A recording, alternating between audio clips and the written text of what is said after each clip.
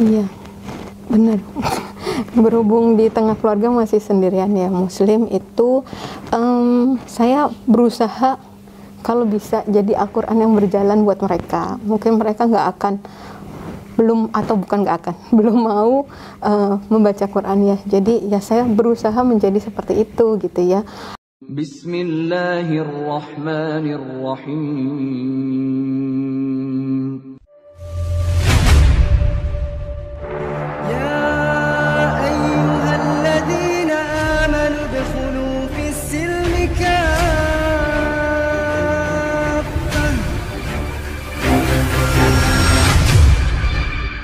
Kita beralih ke informasi selanjutnya. Seorang dokter gigi mendapatkan hidayah untuk memeluk agama Islam di masa awal masa pandemi tahun lalu. Dia temukan fakta-fakta bagaimana keselarasan ajaran Islam dan sains. Berikut inspirasinya. Ya,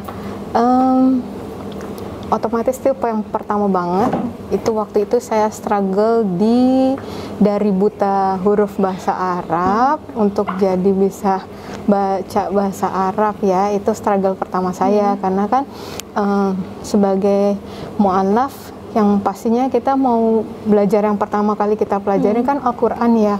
Nah kalau misalnya kita cuman baca terjemahannya aja kayaknya gimana gitu ya.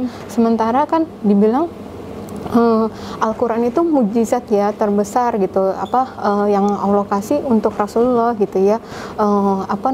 Jadi saya kan ingin banget tahu itu ya. Bahkan penyair-penyair saat itu aja berkata itu syairnya itu bahkan lebih dari syair-syair yang indah saat itu gitu ya. Jadi kalau saya cuma baca terjemahannya kan mungkin syairnya itu nggak kerasa ya.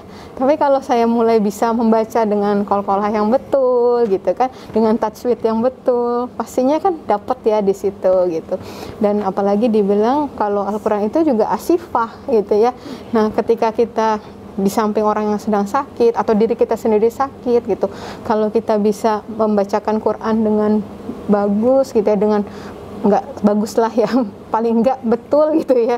Nah itu kan Masya Allah pasti kan keutamaannya tuh pasti lebih gitu ya. Walaupun ya ketika kita masih terbata-bata juga kan kita dapat kebaikan malah 2 kali lipat dari yang lebih lancar mungkin ya gitu. Itu sih struggle pertama saya kalau bisa dibilang. Kalau soal gaya hidup, alhamdulillahnya saya orangnya kuper. Jadi di agama sebelumnya pun kalau soal misalnya pada dugem itu saya enggak, memang minum-minuman yang keras beralkohol itu saya nggak bisa. Saya pernah cobain, bagi saya yang dibilang manis kok Kak, ini manis kata adik saya, itu tetap bagi saya perasaan pahit gitu. Jadi saya nggak menginginkan itu gitu. Kemudian daging yang haram ya, babi dan sebagainya itu saya juga kalau ada pilihan lain waktu itu saya nggak akan pilih babi gitu. Nah jadi yang gaya hidup yang dulu tuh yang nggak terlalu lah. Kemungkinan ya kalau boleh jujur sih mungkin lebih ke yang wanita-wanita lah ya. Yang kita ngelihat, ih cantik banget ya itu, bulu matanya bisa gitu misalnya, ternyata kan nggak boleh ya gitu. Alis bisa gimana, ini ya udah apa adanya aja gitu kan. Bisa di sulam atau apa gitu kan, ternyata nggak boleh kan gitu. Dan sebagainya lah yang lebih ke dandan-dandan wanita itu. Dan ternyata kan sebaiknya muslimah itu semakin tidak terlihat, semakin tidak jadi pusat perhatian, itu yang lebih baik ya. Karena kita tahu sendiri kan kalau wanita itu fitnahnya besar gitu sih. Jadi saya produknya pandemi. Produknya waktu baru syahadat, nggak lama kan di mana-mana lockdown, otomatis untuk ikutin kajian yang offline dan sebagainya itu sempat nggak ada dulu kan. Sebelum akhirnya mulai rame yang virtual itu sempat bener-bener off banget kan. Dan di situ terus terang itu otodidak ya gitu ya sebenarnya. Bener-bener yang kemarin sempat saya cerita juga kayak cuman katamin terjemahan Quran dulu aja gitu, sekedar karena pengen tahu banget isinya tuh apa gitu kan. Itu yang saya awali itu dengan seperti itu. Kemudian selanjutnya saya mulai tuh membuat list itu. Begitu saya lihat kok ternyata banyak banget yang harus dipelajarin gitu kan. Kalau misalnya saya nggak mapping gitu kan, nanti khawatirnya ada yang tertinggal atau gimana. Jadi awalnya itu saya mapping dulu apa sih yang saya harus pelajarin? Yang pertama, kewajiban saya sebagai muslim kan harus sholat.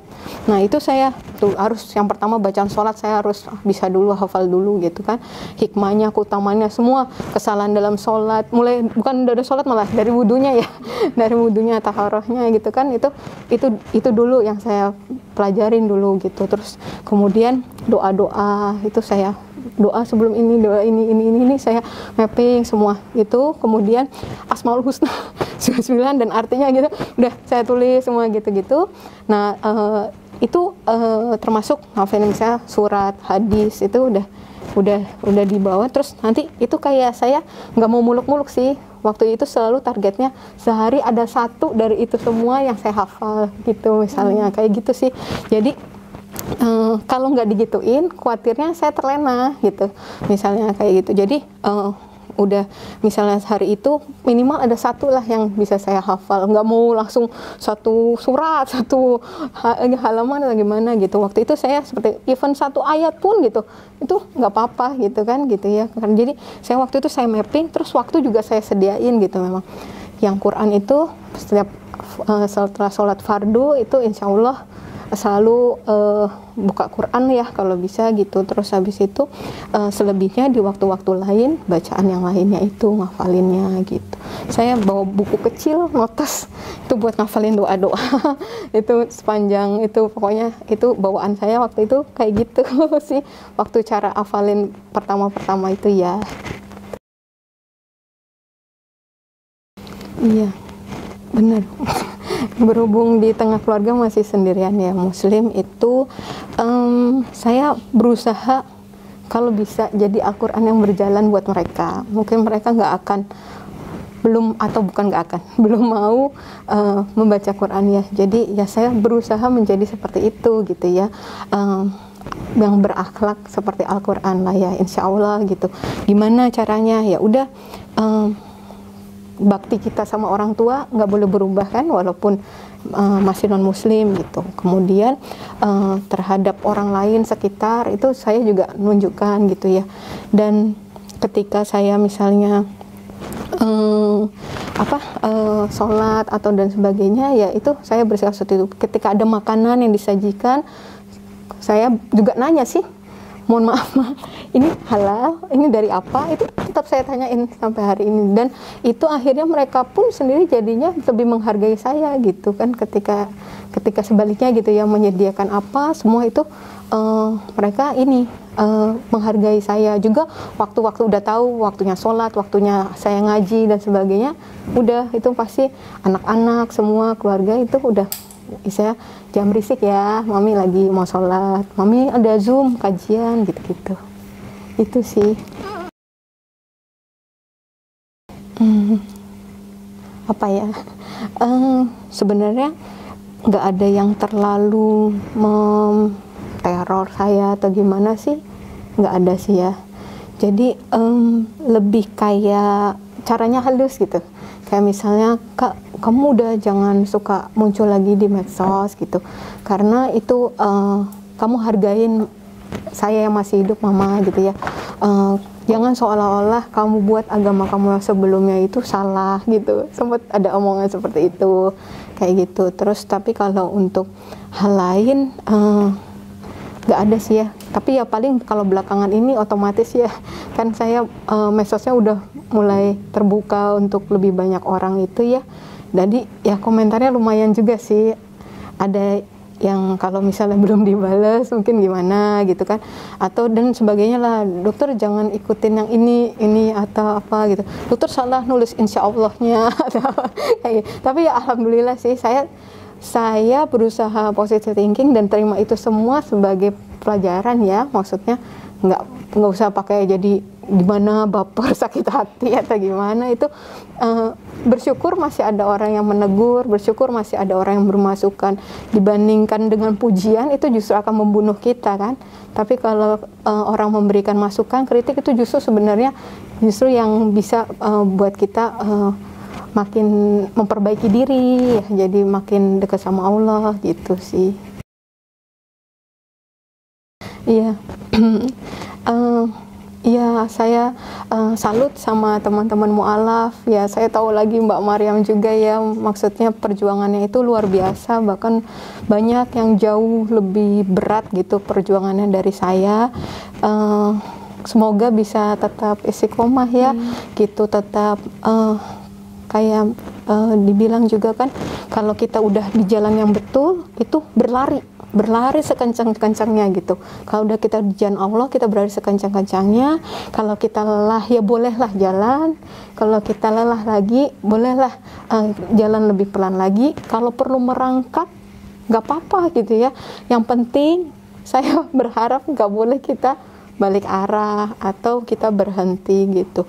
Jadi itulah yang kalau saya pikir di depan itu jalan masih panjang ya gitu, dan yang kita dihitung itu bukan sekarang. Jangan puas dengan pencapaian kita saat ini gitu, karena nanti kita yang dihitung adalah di akhirnya itu gitu.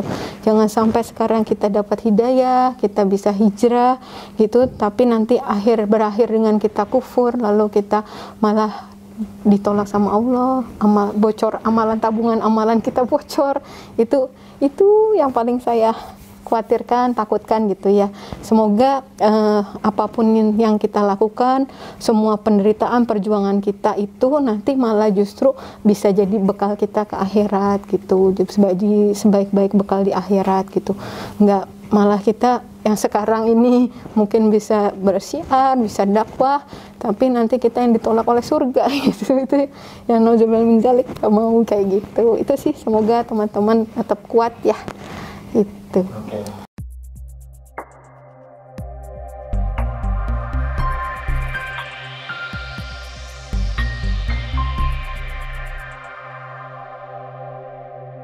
Insya Allah.